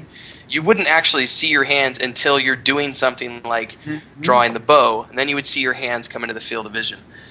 We will work on this as best as we can to make it as realistic as possible. And something that is already being worked on is a head panning motion. Turn your head while moving. So let's say you're moving forward. Rather than turning your character, you can just, you can turn your character if you want, but you can also just turn your head to one side of the other to see peripherally what's going on. Now, we're not sure exactly how that's. We're still playing with it right now to see if it works. If it doesn't work, we'll just throw it to the side. The thing for third-person view is that that as our eyes have quite a bit of peripheral vision as they are up and down, right, and side to side. Diggs doesn't buy it. He's not. No, on keep my going. side. No, I'm not buying what Renfield just said. You finish your point. Okay, so we have a lot of peripheral vision as people. So we're used to being able to experience a lot of our surroundings. So the reason for a third-person view, and even like a closely behind third-person view, some shooters have done that, where you're really pretty close behind, is that it better emulates the way that a person can interact with their surroundings instead of highly limiting. You talked about playing Doom. I played Wolfenstein. I played Doom. I played all those ID games, and I never once felt like I was actually the person holding the gun. I felt like I was looking at a square with a reticle, And I think a lot of that has to do with just the way when the I camera's feel like done. I have the body, when I feel like I have a body in the game, it helps. But this is why you have to have the hands, and this is why you can't just move forward and pan from side to side without any kind of reference. And we're able to do that in real life because we have other senses that we can rely on, like movement. We can feel that we're moving forward as we're looking side to side. If all you have is just some kind of first-person camera sight, I don't see how you recognize that you're moving forward as you're panning from side to side. There's got to be some kind of reference for that, like your hands in front of you or the back of your head. Well, you would see your hands, but what we're talking about right now, we have to. This is still going through iterations right now. What I really want is it to be as realistic as possible, and in reality. And there are limitations to this, obviously, because you have to make it an enjoyable experience. At the same time, but in reality, when I'm walking around in my day-to-day life, I don't see this. Right, because you can move, you can feel that you're moving. But you do see, without noticing, you do see part of your nose all the time. This is my point, that it doesn't become more realistic in a first-person view. That you don't notice that your view is partially obstructed by the shadow shape of your. I don't have a huge nose, but if I look, that is in my field of vision. Yeah. That the reason for the third person view, in my opinion, is to make it feel like you have limbs, to make it feel like you're actually to increase the immersion instead of to decrease it. And I understand the factors that you want to mitigate. I'm ranting too much but now. The other factor for me, and the reason why I switched from first person to third person once it became available, is because in EverQuest Next, I'd be fighting some kobold. And, I'm thinking, wow, it's a little bit more difficult to kill this kobold, but I'm going to get it. I'm going to get it. Yay, I got it. Cool. And wait, I just died. How did I die? Oh, it's because there is a panther behind me hitting me in the back, and I didn't know that. That's why it was so damn hard, because I was being double teamed, because I can't feel the claws on the back. This is when we're looking at sound effects, music, and also the situational awareness with your party members. This is when it all comes back once again to the group-based environment where survival is about paying attention to what's around you. So it's going to be not just you being reliant upon what you can see here, but also relying upon your group mates to be paying attention to what's going on around you at all times. Have you played Neverwinter Online? A little bit. I did that about a year ago, I think. When I'm playing in a group in Neverwinter Online, and I don't know how actiony your combat is going to be, there's We're times looking at when you can't necessarily pay attention to what's happening over there because stuff is happening right where you are, and then you got to run back over to where the group is.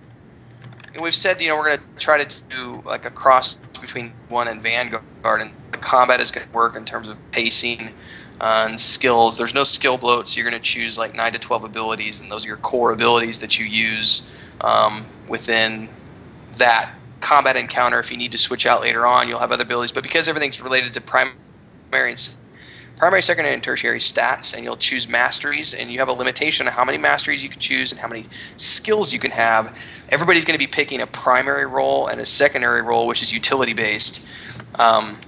So you're always going to be focused on those primary 9 or 12 abilities within that combat scenario. So we're going to try to what you won't see is a lot of. There's never going to be any like glowing reticles on the ground. Jump out of the way. You need to run over here. Do this over here. Jump here and do. We're not looking at an action-based, like Twitch type environment. So you'll have encounters where you've got multiple mobs coming in. You'll need to lock them down with crowd control. There may be situations in raids where multiple groups need to work on things in different parts of the area, independent of each other. That would be the only situation where I could think of where it would get something of that nature. But it's going to be trial and error and figuring out where you need to go and how you need to work on that, as opposed to panning out and going, hey, there's a glowing button over there that I must need to push that. And you can see it because you're panned out and like, so here's my raid mob here, and I can pan out and I can see. I think there's a difference between panning out and third person, though. I don't think we're necessarily talking about the extreme of panning out. We could talk about this forever. Setbacks distant 3 kilometers. And yes, I knew this would spark this conversation. And I've done it. In the blog post I wrote about, I actually talked about when I play my Ranger. I forced myself recently to only play in first person, and I felt really limited. I felt like, man, I'm not enjoying it as much as I would if I was able to pan out, because I couldn't, pan the camera out 3 kilometers back, run backwards, and see if I'm going to run into any mobs. And then when I thought about it from the immersion standpoint, I've been like, yeah, if I was running backwards and actually shooting at the mob, it'd be very limited on being able to turn and look and falling over myself and possibly running off a cliff because I'm paying attention to this thing chasing me. What's behind me per se. So. That is not a description of immersion, because again, immersion would mean that you have other senses that aren't available in third person. But I really do like what you've mentioned, which is having the ability to come out in third person to some degree, because it doesn't have to be 3 kilometers, but just a little bit more awareness than just stuck in first person. I think it sounds like a great solution. It's a mixture. Yeah. All right. Interesting to play. It will be interesting to try out. We are going to do some questions now before we run out of time. Hopefully we'll have some time later, and we can come back to this. Or I knew this would probably spark some discussion. So anyways, going from the list, Chewy, the very first question says, this is a very cool looking concept. Can we expect dungeon traps a la DDO? Far more complex. And I kind of touched on this in an earlier answer when I said that there will be entire sections of dungeons that are blocked off, and if you don't have a mechanical thief, you won't be able to do it, just as if you don't have a scholar or an archaeologist, you won't be able to do these sections of the dungeons. And it's not just going to be trap related. It will be traps, doors, lore. There will be lore things that you just can't progress past. You won't be able to read ruins. You won't be able to figure out how to work this particular trap because it's of Dwerhe or Ellenhigh or Eldenhigh construction and your mechanical skills. So you just won't be able to get past that unless you work on your skills or you bring a thief along who does have the skills. It will be much more complex than what you see in DDO. DDO is is like, you know, you walk into the room and you feel a draft, and then bloop, you've got this big, you know, outline that tells you where the thing is that you're supposed to, if I remember correctly, it's been a while since I played DDO, that shows you what you need to click on, and that's not going to be the case with us. But yes, the short answer to your question is yes, we will have that in. All right.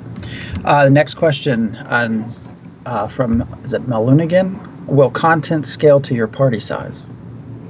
My guess is no. But that was a very easy one.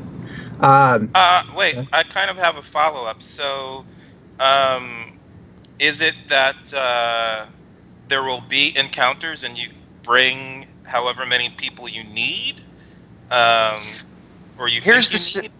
Think about EverQuest 1. No one knew how many hit points a mob had. Nobody knew if it was a raid mob or a single group mod. You hit it and you see how hard it hits you back. And then you figure it out from there. Maybe you bring 3 people. That's not enough. You bring 6 people. Well, 6 people's not enough. Now you bring 20 people. Shit, 20 people's not enough. Now I bring 50. And eventually you figure out the sweet spot that works for you and your group. And that's what we're doing. Now, the way the zones are working is, for example, overland zones. You'll have zones where, and I'm gonna use the word level here very loosely. So let's say we're looking at the starting area, and you have level 1 mobs running around the zone that are meant for players with skill like 1 to 10 or 1 to 15. In that same zone, you're going to see wandering pathers that are meant for players with skills 30 to 50 or 30 to 40. Then there's going to be a couple of potential raid mobs that wander that zone, kind of like the griffins in the common lands. So you're going to need to be on your toes, because just because you're up against something that is an even con mob doesn't mean that there isn't other things in that zone that can come and wipe you out in a single hit. You will need to pay attention, and it's all going to be trial and error, because there's not going to be a little, you know, even Vanguard had this where you had the dots above the raid mob to where it told you if it was a single group content, a single player mob, a group mob, or a raid mob. There's not going to be any, it's just going to have a name, and you're going to have to hit it and see how hard it hits back. So are you going to be able to, I don't even know how to properly pronounce it. I'm wondering how high skills get up to. Are we talking about getting up to skill 100? And is it Yes. possible to outskill a zone? Yes, in the sense of the low. This is what I was talking about earlier when I said that if the only instance where you'd be able to solo, apart from someone maybe figuring out a way to kite, would be if you had out-leveled a zone and you come back and you're at skill level 50 and the content there is meant for skill level 1 to 15. You would be able to walk in and it would, you know, it would be very easy for you to hit the mobs, because you're going to get a hit every single time because you're rolling successes every single time, unless you roll a critical failure. But it is possible to out-level content of a specific area within a specific zone, using the term level loosely. Mm-hmm. Your skills would out-level, I should say. Mm-hmm, mm-hmm, mm-hmm. All right. Oh, and as far as skill levels, the max is 100 at this point. And you will have a limitation on how many skills you can take to 100. You can only, and Giovanni's actually starting a new Twitch series where he's going to be talking about the skills and mastery system, and then he's going to be doing a build of the week series where they're going to be talking about the different builds that the team has already pre-created to show players some examples of builds that they can create using the skill system and how the masteries work, and you know what limitations there are. You can take these abilities to 100, but only these, and there will be a limitation to how many abilities you can level up, and you'll need to pick and choose your battles. There is skill degradation, use it or lose it. So there's a lot of complexity in the skill system. Okay. Next question actually comes from Diggs, because this is the quietest I've ever seen him, and he decided to type them into chat instead. To what degree is real-world diversity represented among humans and eventually elves, dwarves, etc.? I would say exactly what we see in humanity.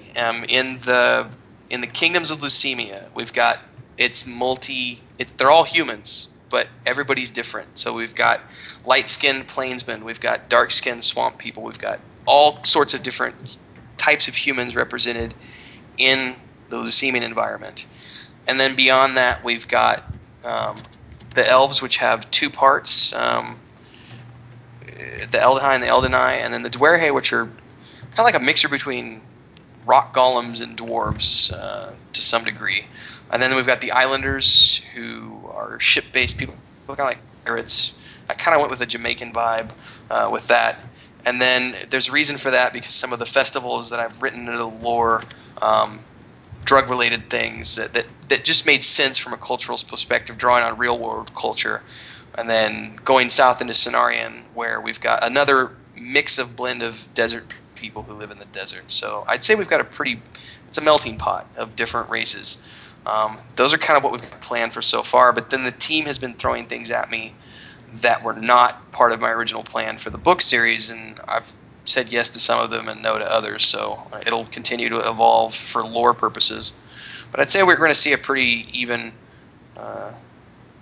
arrangement in terms of diversity. And then in terms of what we're going to see, just for everybody listening, I am not a religious person. I am devoutly an atheist, if you would want to say anything. So in this game, we're looking at having equally represented. There will be homosexual characters, there will be straight characters, there will be religious characters, there will be not religious characters. There's going to be exactly what you would see in the real world. I'm trying really hard to create, and I don't know if you guys have read the volume content yet, but I'm trying really hard to create a storyline that people want to be involved in and is, a gripping, entertaining story with real characters that, make sense. Diggs, do you want me to actually ask your... Yeah, you go ahead and Yeah, I ask was your going to say, follow-ups. I'm not going to read them up. Yeah, and the follow-up is how well are they represented among non-player characters, diversity, like prominent NPCs? Well, in the Cenarians, we haven't published the chapters yet, so I don't want to spoil it too much, but the Cenarians play a heavy role in what's going to cause the kingdoms of Leucemia to realize that they need to, get magic back and figure this out. And they're another multiracial group, but they're from the south, so it's a completely different culture. They worship magic. And I have to take this, guys, so you're going to have to just bear with me for a second. This is my 10-minute break, I think. Hang on. Cool. Yeah, we kind of thought this might happen. I want to go over some things. I had meant to do this, but we just didn't have time. Things that people, I think, are going to be kind of surprised when we talk about the type of game this is and how different it is from what you are used to. Everyone is so used to World of Warcraft. Even EverQuest, they do build themselves as, really, they started off in EverQuest 2, so Vanguard. So that's really where the heart of this lies. But there are a lot of things, and he's touched on a lot of these, and I just wanted to kind of recap them. We've gone over the third-person view. That's sort of a big change, right? I've always played third-person. I was kind of shocked by that. I'm willing to give it a try. He's mentioned skills. You're not going to pick up spells and do things. You're going to learn skills as you use them. The camps and caravans is actually a really interesting idea because their dungeons will take literally months to finish. And Lethality, I think, asked a question we'll get to when he comes back about that.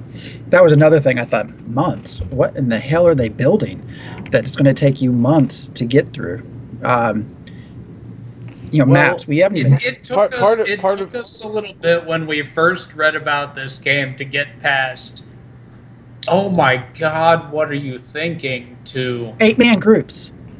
Okay, wow. Sog and I first discovered that, how long, that was like, what, January maybe? We were just sort of, I forget what, talking to us, and we found this. We thought 8-man groups, what? But as we've heard more and more, and you get into not just the groups, one thing we've not even touched on, and we might not have time to, they aren't going to have maps. He kind of mentioned that. Maybe a map, maybe a cartographer skill. And that would make sense. No maps. I'm thinking, what? Here's geez, I got so thrown off track with that. Basically, no magic. I liked having player-drawn maps where, like, you knew these people who had drawn maps and marked things. I like the idea in the current. One last thing before Neuro takes over. That I mentioned in chat that also I think is one of the coolest, craziest batshit ideas compared to what we've got now. When they put out a patch, they're not going to tell you what the hell they put in the patch. They're not going to tell you what changed. They're not going to tell you what's new. You got to go out and find it. Yeah. So It sounds simple, but nobody does that. here's the thing about not having maps means that everybody drawing their maps and stuff by scratch, you're not going to know where secret things are. Secret things aren't just going to be labeled the moment you find them. You have to specially mark and denote things. So, there's definitely a lot to be doing with that. And that, it definitely makes a lot of sense. But one of the reasons why I believe it will take months to get through things is because you'll go up to a certain point. You'll see some stuff that looks kind of cool, but you don't really have enough skill to determine like if it's anything more than aesthetic. Sometime later, after you're kind of lost or you were chased by something and you had to get the hell out of there, you find yourself back in that same place, and it's like, hey, wait a minute, I recognize these things, or my character appears to recognize these things. You start to investigate. It's like, holy crap, we didn't even know there's apparently an antechamber that leads to some real awesome gnarly stuff, and somehow this room is part of the key. And so you have to find the other keys, other rooms in the place, other descriptions, words that you might not know yet. So all of that sort of stuff, or more mechanical things, it's like you learn all of that, and it's like, well, great, now we've done all this. Maybe we found this really intricate mechanical box. We have no idea what to do with it, how it unlocks anything, or who's really qualified to even touch it. So, How does the attention span of an 8-man group compare to that of an individual? So an individual will play that puzzle game and choose to continue and go back and forth and go back and forth and figure it out. An 8-man group's attention span, that's rough. Talking about, here's the thing. Well, the other thing I'll say that I also like about their style here that I wish more people will do. They've been very much from the beginning up front. If you don't like what we're doing, don't play our game. It's like they are not catering. But we had some really fun discussions on map making on chat within Skype, not on the show. But there's just even crazy stuff you can do with that. Like, I'm going to sell you a shitty map. It ain't going to help you. And guess what? There's no PvP. You can't really do anything. Everyone will try to denounce you as a map maker, but you sold just that one map to that one person, so everybody's going to think that person is crazy because they know your reputation. Or the other one Armor that stats. the other one I They're was gonna saying they're was, gonna destroy you on the forums. What you sold one person who isn't supposed to know that many people, and you didn't officially give them your name in game, but on the forums you become like an internet hero or anti-hero of this guy who sold a bad map, and the entire world of Twitter and the forums and Facebook has made Phantom X the enemy of Saga of Lucimia for a poorly sketched map. yeah. I mean, there's all kinds of stuff. One of the other Treasure ones maps. that I had, Neuro, you mentioned Neuro, like treasure maps. I'm going to draw this 45, what did you say? 45 degrees off axis, so that way only people in my guild know where the actual orientation of it is. So regulars that buy the map, sure, they're just being sold in the shop, anybody can pick it up, but unless you actually know that it's 45 degrees off and which 45 degrees off it is, then it's really of no use to you. So little the other trade secret thing, sort of things. The other thing that we've not touched on that's different, really, well, no armor stats, at least initially. He basically talked about the mundane, kind of like EverQuest back in its day when there wasn't such a thing as having plus strength. Well, I like that because it means there's no like bogus loot grind. Yeah, there's going to be maybe higher quality metals and stuff potentially available, but ultimately it means if you find a piece of gear that's in better shape than what you have, you ditch what you have and pick up that other thing, because a sword's a sword and an axe is an axe.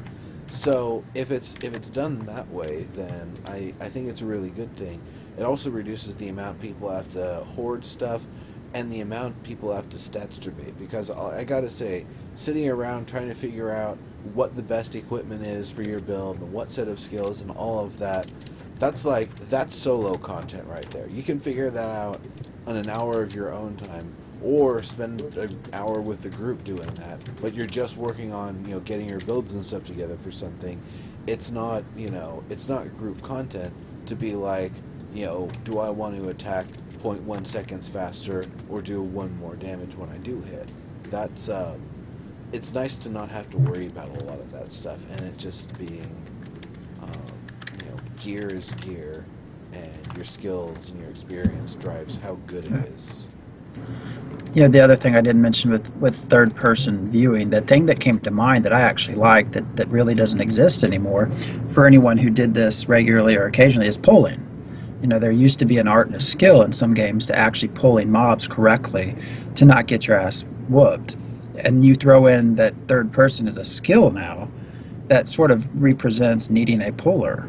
Well, pulling we'll can have to be obviously done in a bit of a different way at that point. It's basically a chain sort of thing. You've got the front pull and the back pull. The front pull gets them up to a certain point, and then the back pull starts getting the creature's attention with something even more aggressive.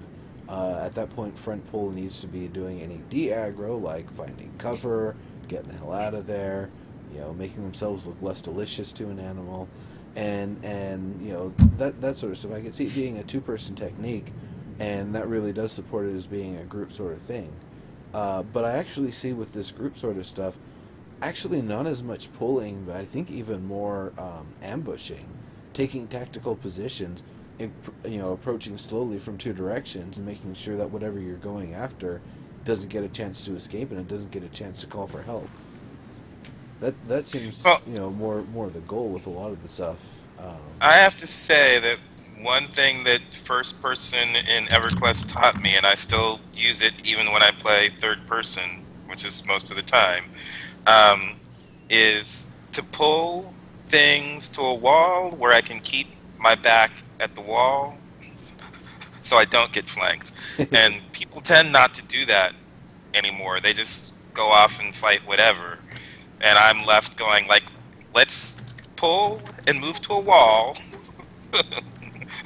so we aren't. Sounds like you and I are on the same page, Diggs. I was saying that's what I learned from first person in EverQuest is keep your back have to the your wall, back man.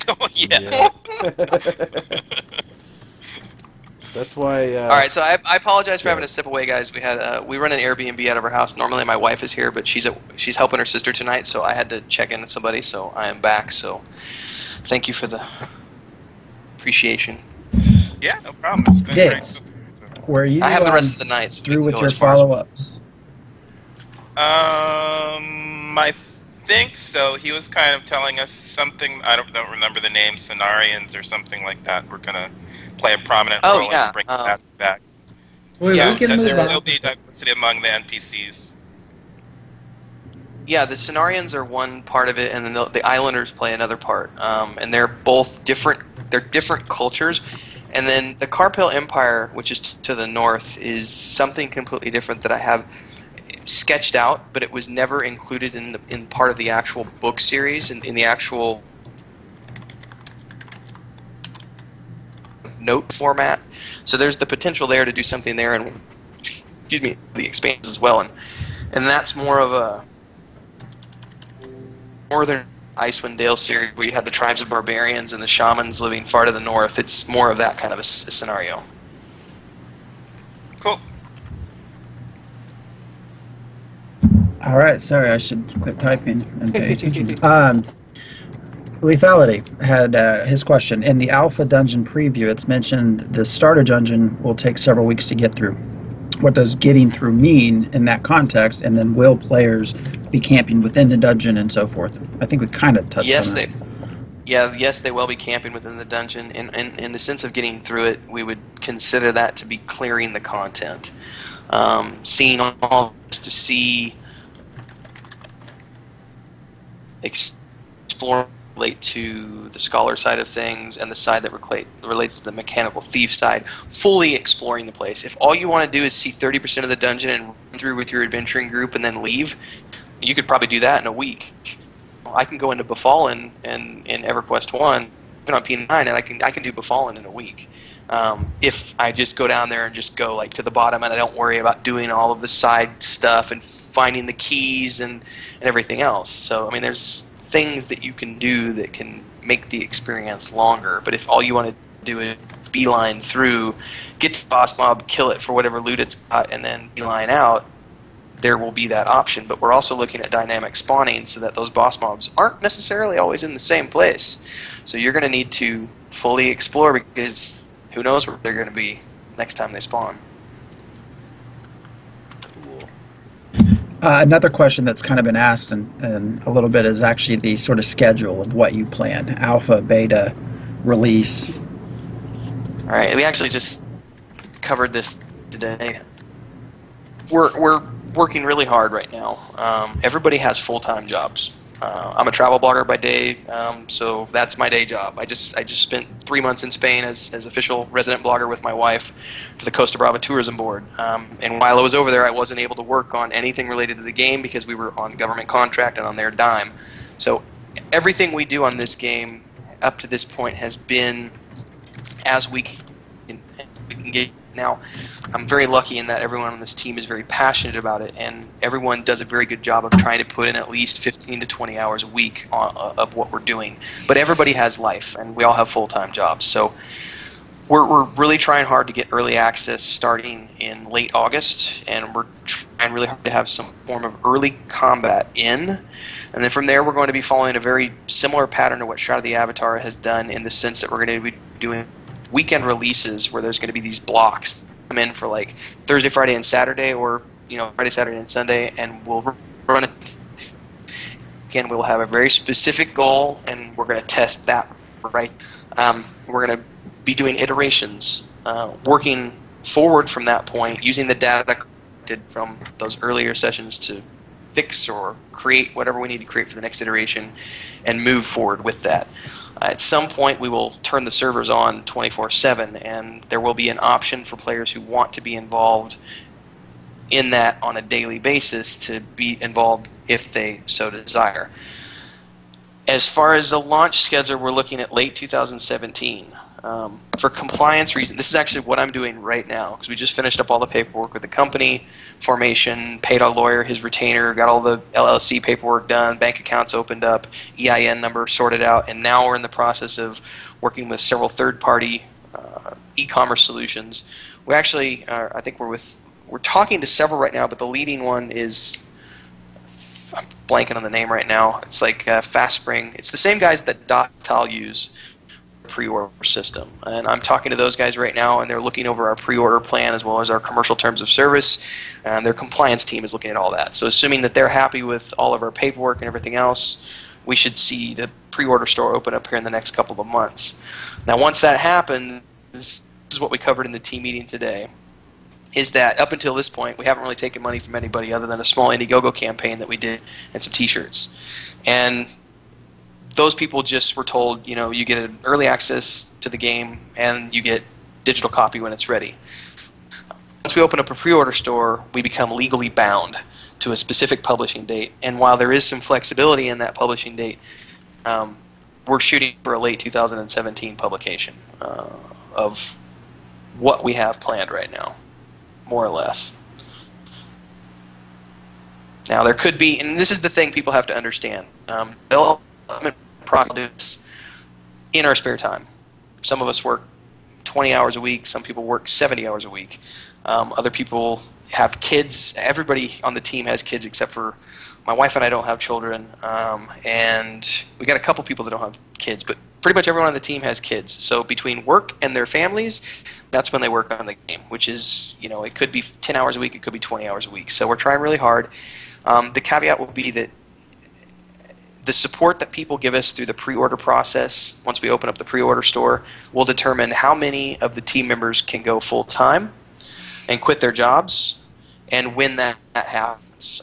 If we see an overwhelming amount, we start seeing $10,000, then I take probably 3 or 4 of the team them full-time and say, you know what, here's your salary, you're going to quit, and we would look at that and say, you know what, right now we need these 2 coders working full-time, and we need these 2 artists working full-time. So we would look at that and make a decision based on who needs to be working on what is mission critical to get us to the timeline that we have for the publication date. So that's the rough without getting into too much business side of things, that's the reality of what we're doing and what we're up against, but we are looking at a late 2017 publishing date. And early access will kick off here late August, and those who have pre-ordered the game have early access all the way out, and you guys are going to be helping us build the game, helping us work through the testing. We'll be taking feedback from people on features. We've already cut several things because the community didn't really like how it was working, or we didn't like how it was working, so that process will be very much... I just read an article on 10 Ton Hammer earlier this week talking about how Try the Avatar has done it right, and we've really looked at them as kind of what we want to strive towards in terms of how we're going to do our pre-order and how we're going to do our early access, getting the community involved for people who want to help us, crowdsource, where they want to help us, where they want to write an original piece of music that gets put into one of the taverns. Obviously, that's something that's on the table if people want to. But we do have a team of people working on this stuff, so sure. Cool. Awesome. Go ahead. I was just going to ask one, and you can just say, absolutely out of the question, yes or no, or keep it as quick as you want. Will subscribers be able to, through one means or another, allow their non-subscriber buddies in through some limited means, like I'm online, therefore one buddy's allowed to join me, something like that? There will be a free trial that everyone can download. It's going to be, what we're creating right now is the alpha zone that people are going to be testing in during these first 6 months of pre-alpha. That zone and dungeon will eventually get turned into the trial that players can download for free. They can play through it. It's probably going to have 20 to 30 hours of gameplay if we do everything the way we want to see it. So you'll be able to get a week or 2 weeks of sessions, maybe 3 weeks of sessions out of that.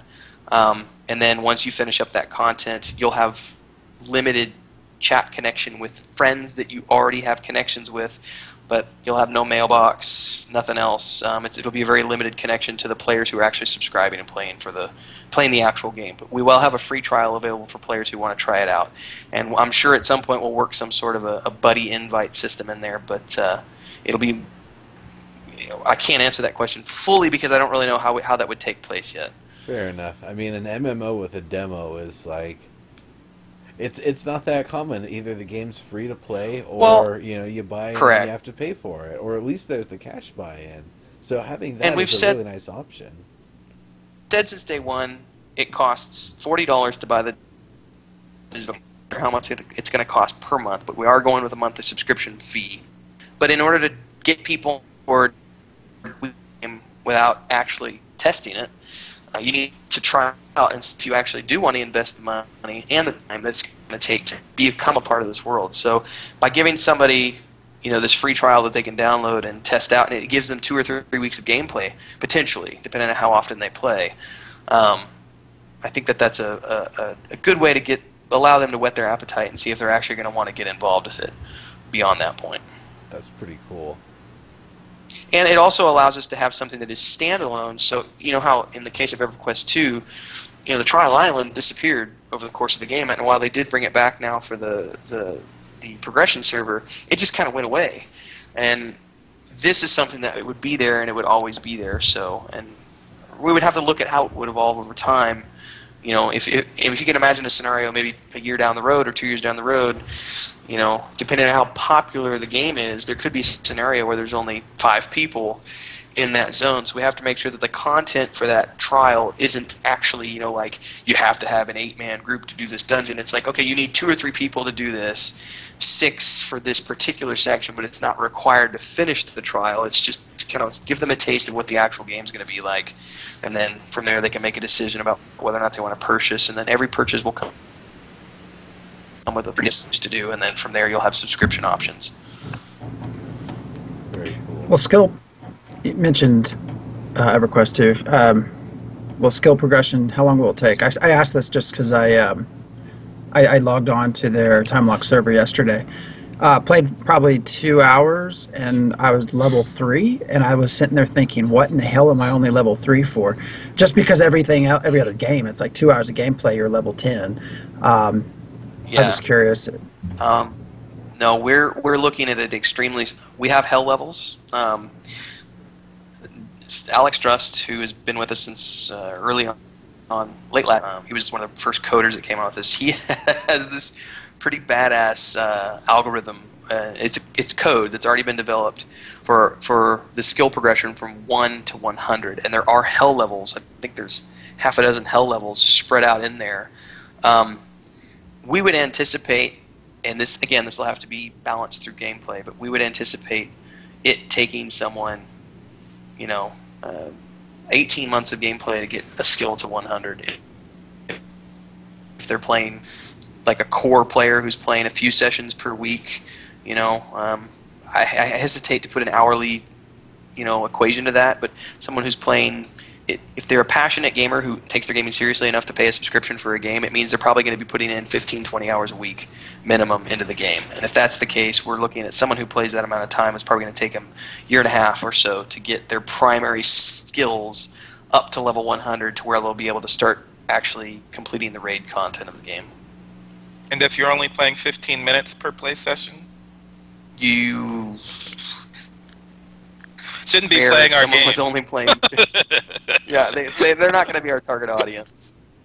But now that you mention that, there is something that is important that people understand, is that even though we are talking about a game that is designed around, pre-scheduling your sessions as often as possible with your closest friends, that does not mean you're only ever going to group those people. The camps and caravan system is specifically designed so that maybe you can meet up 2 times this week with your friends, but maybe somebody has to go to their kid's play, or their wife is sick, or you got to go overseas for a couple of weeks, or do something outside of the game. The camp system will allow you to still be able to, when you come back, you'll be able to just hop right back in as though you hadn't missed any sessions and be right with your group again and keep going. And again, we have to work on the limitations of that so that it's not abused. But the concept is that we want players to know that, hey, you know what, life is life.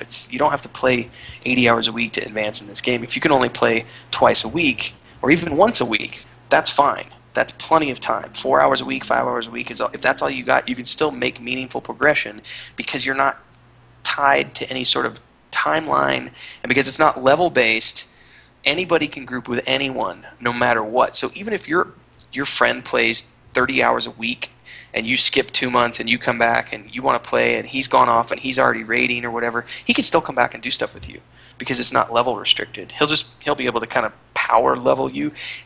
But here's the problem with that is, since it's not level based, if you're not using your abilities, and the progression of abilities is based on successful skill use. So if you have a high level come down and take you through the content, you're not actually going to be getting skill progressions because they're doing all the work for you. So there is that to think about. Awesome. Well, we are, I guess, running over a little bit. Just try to get over all these, the remainder of the questions. The next one, I got time. We didn't really. Whoever needs to go. No. Yeah. Awesome. We actually didn't even really talk about land ownership, but Mother Rabbit says, will it be possible to, say, be digging in the farmyard on my property and find some super awesome artifact, or maybe... I think that was from Revival. Really? Yeah, that was a different question, I think. Who was supposed to clear? Actually, though, but now that I think about that, I saw mention at some point housing. The concept we're using right now, and this could change, because again, we're not working on housing and crafting right now. That's coming next year. So we're theorizing at this point about what we're doing with that. Which is kind of nice about being able to say that we don't have anything set in stone in that regard. We're looking at doing something along the lines of what EverQuest 2 did, where you have a lot of flexibility in how you can, decorate your home and bring real-world items in that you've found from the world to decorate your home. But it would be, there are specific buildings set up within towns where you just rent that property, and that's your home. And here's the one-bedroom apartment. Here's the mansion that you can rent. Here's this other thing. That was the initial thought in our minds. But then when Neuro brought up the potential of group crafting, it really got my mind spinning about creating these, group crafted homes. So I would love to give you guys a firm answer on that, like, housing plot question. But at this point, I can't. Well, I guess he can't. There goes his potato internets. We'll try to get him back here, folks. That might be a sign of things to come. Yeah, maybe. Well, since I know we have some revival questions on here, I'll make sure not ask the one about tripping on shrooms or whatever was on this thing. Yeah, to increase your madness. uh, yeah, what do you guys think while we're waiting? I think he's really gonna actually. I think he might be one of the first devs to actually read all 8 of the documents in full. I have a feeling that some of the Revive people have read a lot of some of them, but I don't know that anybody's read all of them yet. So be nice to see, because I mean it's at the point in the time a lot of the ideas I just, instead of bringing up like, what about this, what about this, how about this, what about this, instead I figure I'll just send my giant wealth of stuff there, and and we'll just figure it out from there. Welcome back. Welcome back. All right, thanks. I'm not sure what happened there. Hiccup here. Internet just went blah. Diggs, you had another question in here, something about a scabbard. Was that actually a real question, or you're muted, dude? Yeah. No, he had mentioned the halberd, and I don't know anything about real world combat, but it seems to me like you should be able to scabbard a halberd on a mount, right? You shouldn't necessarily need a wagon for that.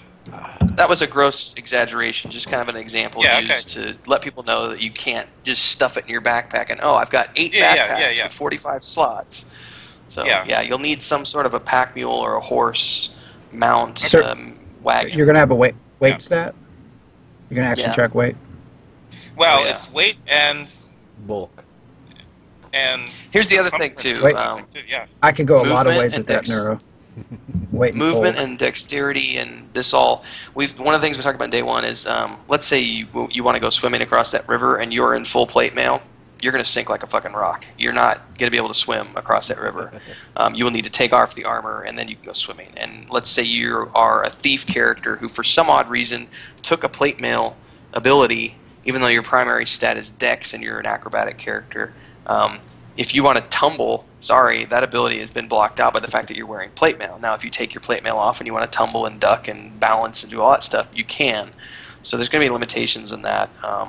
Darkness is one thing we really want to play around with in this. That adjust the gamma on your screen all you want. If your character can't see in the dark, he can't hit anything when he's in a dungeon.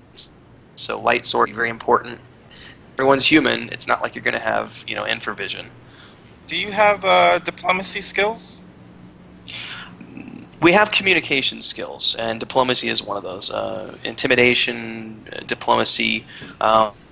Skills are going to be used for progressing NPC conversations, for quests. Also there's some in-combat stuff related to crowd control and charming. Like one of the abilities that Giovanni designed for the bards is this ability where they can pay off a character during combat and essentially charm that mob to fight with you for the duration of the encounter, and you use your conversation skill to do so. You're basically convincing them to join your party for a fee. But it's the same conversation skill that you would use in a non-combat situation.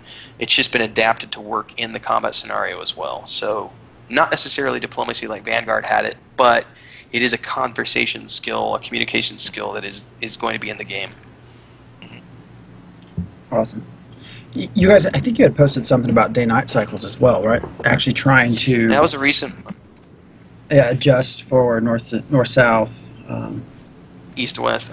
We're doing this because... It's cool because Robert is an astrophysicist by his day job. So when he presented this to me, I was like, man, just go with it. Do what you want to do. That sounds amazing. Because we had already had in the beginning of our minds, we knew that we were going to do weathers. We were going to do weather and we were going to do seasons.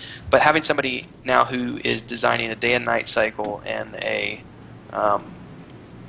latitude and longitude, that's going to be very important. Not necessarily so much in Volume 1, but in Volume 2 when we start moving south and we get to the equator, and navigation on the seas when we get to the islands expansion, and needing to use the stars to navigate if you don't have a compass, for example. So these are things that like to look in for that. Nice. That's really fun. I really like it sounds like a lot of the environment itself is going to matter for finding your way around. So That's not only something that I really appreciate because that's, in real life how do you do it, but then the other thing is potentially seeing that accentuated in the art, specific like mountains being used as a major landmark. You'll see them in a lot of like paintings and houses and stuff. It's like, oh, well that's Correct. right. If I'm in this town and I see the mountain looking this way, I know that's north. Or even more so. There's also. Go ahead. Sorry, go ahead. Okay, I was gonna say old. Yeah. I'm just gonna go here. Old school, like talking before we had compasses, before we had maps. Structures would be built really tall, like a church on a steeple. The religious reason is to be closer to God with your structure. The functional purpose is so people can see it from further away. And a lot of across Europe in particular, there were a lot of structures that were designed specifically with that purpose.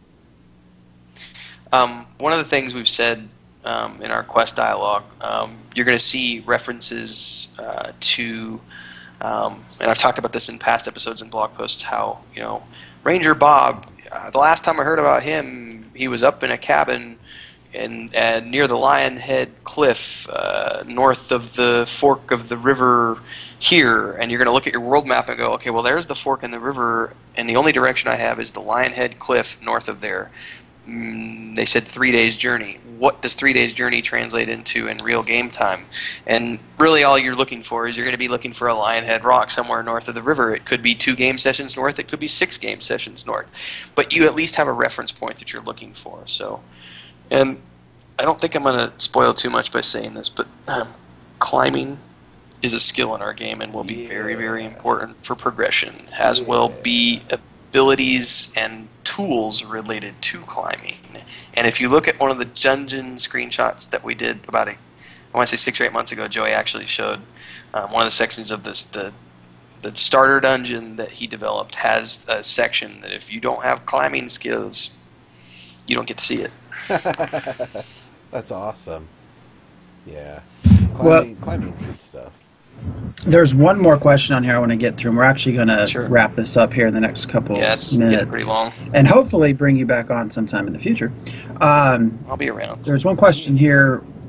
Can you have multiple characters, and will it be feasible to run multiple characters and keep up with your guildies?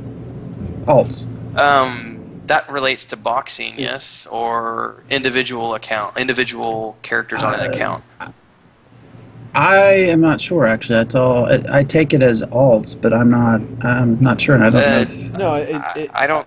Is that Diggs? Is that what you were asking? I thought you were asking if one character or if one character can be. Those are two different questions. Two different. Oh, okay. Sorry.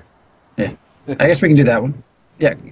Diggs wanted you to clarify whether or not actually can a one-player character belong to multiple guilds, or is it just In-game guilds? Like in-game, yeah, sure. I mean, if you've done the quest lines and you've earned the faction and you've earned the respect of that guild, you could absolutely be in all of them if you wanted to. There might be some faction restrictions due to religious reasons at some point, but for the most part, you can join whichever ones you can join. And then if you want to work on your faction and do so, you can. We've said that since day one. There will be language restrictions and faction restrictions. The other question on characters is I don't see any restrictions on. We might say, you can have 4 characters on this account. We have no answer for that, but I don't see any reason to limit them to one character per account. I'm sure we could have 10 or 12 characters per account. Well, that comes down to our last question. So again, the big news: Sure. Stormhaven Studio, and tomorrow a Teespring begins. Yeah, we're going to be launching a Teespring in the morning. I have no idea what that is. What is a Teespring? It's just a place There's a thing called Google. Sell T-shirts. No, it's a group buy-in for T-shirts thing. Yeah. So, Yeah, it's a place where you can put up T-shirts for people to it's print on demand T-shirts is what it is. Oh, he's representing. He's representing. There you go. The mutton shirt. My wife cooked mutton again. If only I had a length of rope. My wife asked me several times, "What does that mean?" So, well, we'll talk about that later. All right. Well, anything else you would like for everyone watching, everyone that watches later on YouTube, to know going forward? Stick around. I mean, we've got a couple more years of development. we have a game trailer coming up here in the next couple of months. It's going to be drawing its roots back on Dungeons and Dragons, Icewind Dale, Baldur's Gate kind of stuff. So stay tuned for that. It's finishing up now, and then it's going to voice and then scoring. Pre-order store is coming up pretty soon. We're going to do a Teespring thing tomorrow morning at 10 in the morning if you want to buy T-shirts for the new game studio. And at some point, as the money starts coming in, we're going to look at actually getting a small apartment in Austin, and some of the team members will actually be there on site, getting to be involved in the community there as a whole. And we'll move there full time. There's going to be a reality show in an apartment. Yeah, pretty much. It's not a bad idea. Broadcast it on Twitch. Does anyone do that on Twitch? I don't know, but I'm sure we could behind the scenes. All right. Well, I'll go see me in cribs. We appreciate you joining us, and like I said, hopefully here we will do this again in the future. I'm looking very much forward to the end of August. So, well, thank you, sir. Yeah, we're working hard, right. So we'll keep you guys updated. And future questions, let me know. Great show, by the way. I loved listening to you. It was great. Thanks, man. Appreciate it. This is the quietest I think I've ever seen Diggs. I have to say, I'm serious. I'm just taking it all in. I really hate first person. I'm gonna go off on a rant. All right, this is where the music rolls. For everyone that does watch this, we are actually planning on going to every other week. Is that correct for the show? I think so. Yeah. That's the way. We'll know more about that later. A lot of people with a lot of real-world things happening. So, but again, thanks for joining us. And everyone, I posted a bunch of links. Definitely follow Saga Leucemia on Twitter. They have a YouTube channel, website. Read up on everything. Lots to look forward to. So, peace and thanks for joining us. Later, all.